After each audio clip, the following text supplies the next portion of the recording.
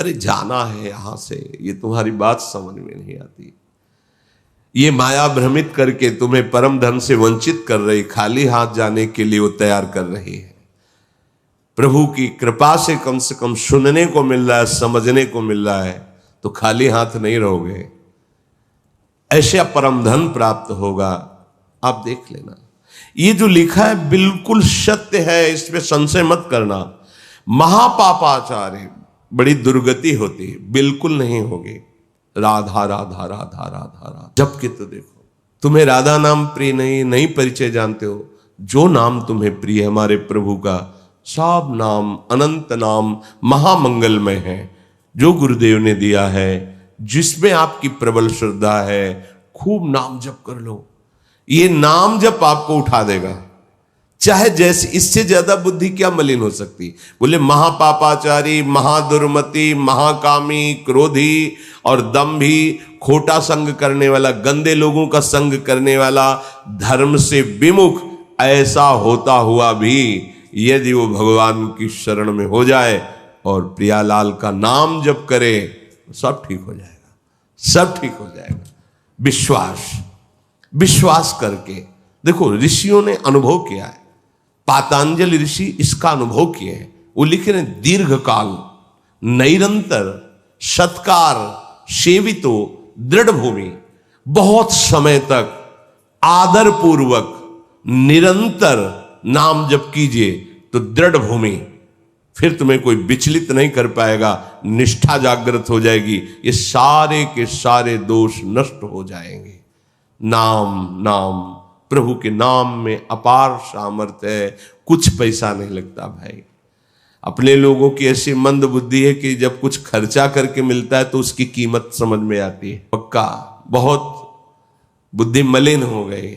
हाथ जोड़ते हैं तुम्हारे, प्रार्थना करते हैं, तुम्हें विश्वास दिलाने के लिए अपनी बात बताते हैं, किसी भी तरह तुम नाम जप लो, इसमें तुम्हारा कुछ खर्चा हो रहा है, और इससे बढ़कर कोई साधना नहीं, कोई ज्ञान नहीं, कोई तपस्या नहीं, कोई पवित्रता नहीं, कोई पुण्य नहीं, कोई लाभ नहीं, इससे बढ़कर के नहीं समझ में आता, नहीं समझ में आता। यही मलिनता है बुद्धि की, वो समझने नहीं देती। जब बहुत मेहनत करके फिर वो जब जरा सा, तब समझ में आता है कि भाई इतनी मेहनत की, इतना दिया, तब मुझे ये बात समझ में आई।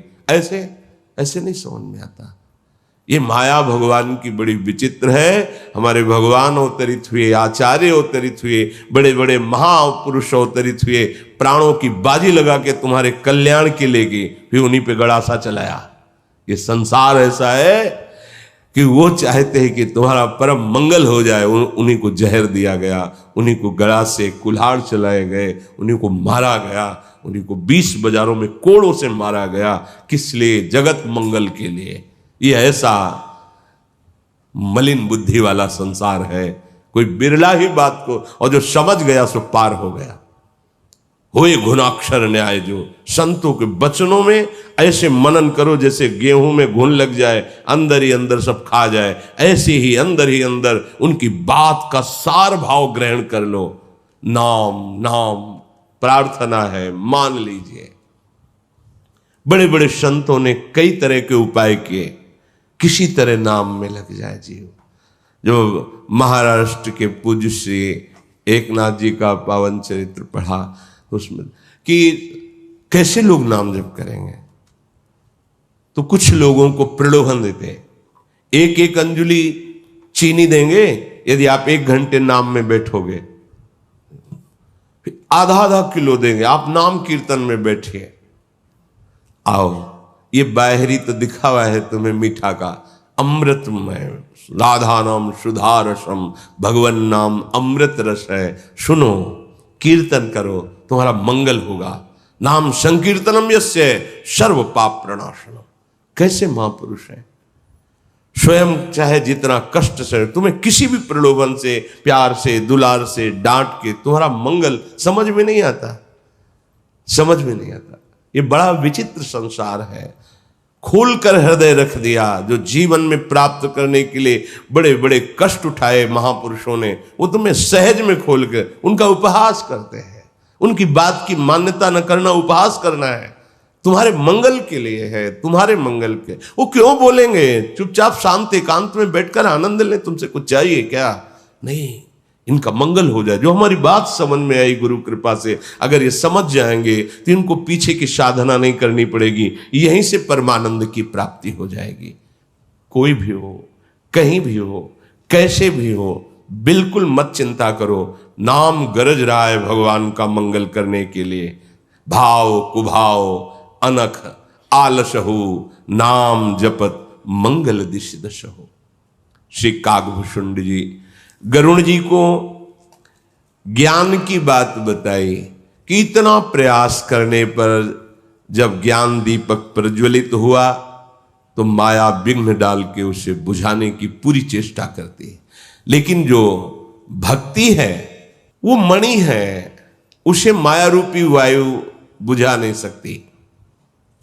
जब हृदय में भक्ति आ जाती है तो गरल सुधा सम अरिहित होई, तेहि मणि बिनु सुख पावन कोई। व्यापहि मानस रोग न भारी, जिनके बस सब जीव दुखारी। हे गरुण जी महाराज, भक्ति जब हृदय में आ जाती है तो विश्व भी अमृत हो जाता है। विश्व भी अमृत, विश्वास करो, बड़ी महिमा भक्ति। एक प्रसंग भक्तमाल जी में अंगद जी का आता है। यो रामादल में विराजमान युवराज अंगद ने, ये एक राजा के चाचा थे, राज पद की पूर्ण अधिकारी, पूर्ण वैभव सब। इनका ब्याह हुआ, इनकी पत्नी जो थी वो बड़ी महाभागवत थी और ये रजोगुणी स्वभाव के थे। बड़ा भाग्य होता है जिनका किसी भी संबंध से, भक्त से संबंध हो जाए, पुत्र पिता पति पत्नी, किसी भी संबंध से उसका मंगल ही हो जाता। इनमें जैसे स्वाभाविक रजोगुणी पुरुष की अपनी पत्नी में आसक्ति होती है, ऐसी ही आसक्ति थी। और पत्नी की संत और भगवंत में आसक्ति थी। किसी भी तरह से अगर भगवत भक्त में आसक्ति हो जाए तो मंगल हो जाता है। जैसे कोल्ह जी अल्ल जी के चरित्र में छोटा भाई विषयी पर अपने बड़े भाई भक्त में आसक्त था, जो आज्ञा कर दे उसका उल्लंघन नहीं करता, मंगल हुआ। इनके यहां संत अब नहीं आते हैं क्योंकि ये बहू बन करके यहां आई और भक्त परिवार था नहीं। जिनका सत्संग सुनने का चाव, संत दर्शन का चाव, वो पवित्र हृदय वाले बिना संतों के संग के कैसे रह सकते हैं। एक दिन अपने गुरुजी के पास किसी राजदूत से पत्र लिखकर भेजवाया, महाराज जब मैं अपने माता पिता के पास थी तो संत मंडली आती रहती थी, सबका चरणामृत मिलता था, दर्शन मिलता था, वचन सुनने को मिलते थे और गुरुदेव आप भी कृपा करके आते थे। जब से यहाँ ब्याह होकर आया कहीं संत दर्शन नहीं, कोई संत समागम नहीं, कोई संत सेवा नहीं। प्रभु कृपा करके आप तो आ जाओ, आप तो हमारे माता हो पिता हो, गुरुदेव आप कृपा कर। तो गुरुदेव ने जब पत्र पाया तो आ गए, बड़े कृपालु। चरणामृत उतारा, आरती की, सुंदर आसन पर बैठाला, चरणों के पास बैठ गए। प्रभु यहां हमें भक्ति में बड़ी विघ्न परिस्थितियां मिलती हैं क्योंकि संत नहीं है, कोई भगवत चर्चा नहीं। वो समझा रहे थे नहीं, हर परिस्थिति में भजन करना सीखो, पति को भगवत स्वरूप मानो, उन्हीं में प्रभु की भावना करो। इतना समझा ही रहे थे कि अंगद जी आ गए। वो तो रजोगुणी स्वभाव जब देखा, किसने बुलाया मेरे घर में, स्त्री से एकांत में भाषण कर रहा है, कौन सा सिद्धांत। एकदम वो मुस्कुराए। जो उनकी पत्नी थी उनकी तो एकदम आग लग गई कि मेरी विशेष प्रार्थना से गुरुदेव भगवान पधारे हैं और इन्होंने गुरुदेव का सीधे अपमान। उन्होंने अपनी शिष्या से कहा शांत शांत, जा रहा हूं, आप आनंद पूर्वक रहिए, भगवान आपका मंगल करे। वो तो परमहंस थे, कोई ये मान अपमान छू भी नहीं सकता, उठकर चल दिए।